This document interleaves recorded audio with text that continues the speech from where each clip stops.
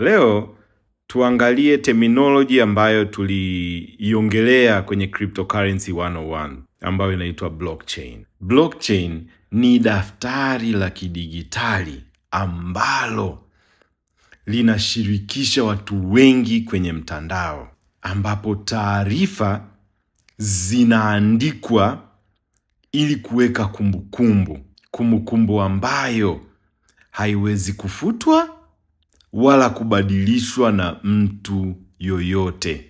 Mfano, chukulia daftari linalotunza fedha za kila mtu za kijiji. Juma anamtumia fedha Asha shilingi 50,000. Anapomtumia, cha kwanza kinachofanyika ni kwenda kuangalia kwenye record. Je, kweli Juma ana 50,000 kwenye daftari la kijiji?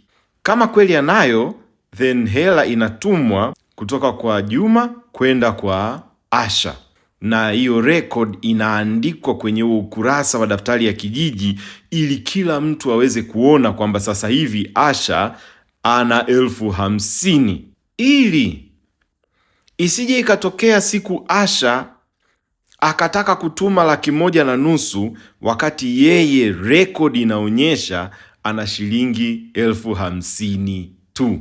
Ukurasa mmoja wa rekodi ya pesa za wanachama wa kijiji unaunganishwa na ukurasa wa pili wa rekodi. Kwa kila ukurasa unapojaa unaunganishwa na ukurasa unaofuatia. Sasa huo ukurasa ndo, chukulia mfano, ndo block ya kwanza ambayo imetunza record za transaction zilizofanyika, ambayo inaunganishwa na bloki ya pili, inaunganishwa na bloki ya tatu na kuendelea. Na hizi block zote zinaunganishwa kiusalama kabisa kuhakikisha hakuna mtu ataenda kwenye bloki ya nyuma kwenda kufoji alikuwa na hiyo hela ili aweze kuitoa au kutransfer kwa mtu mwingine. Daftari hili la kijiji halimilikiwi na mtu mmoja.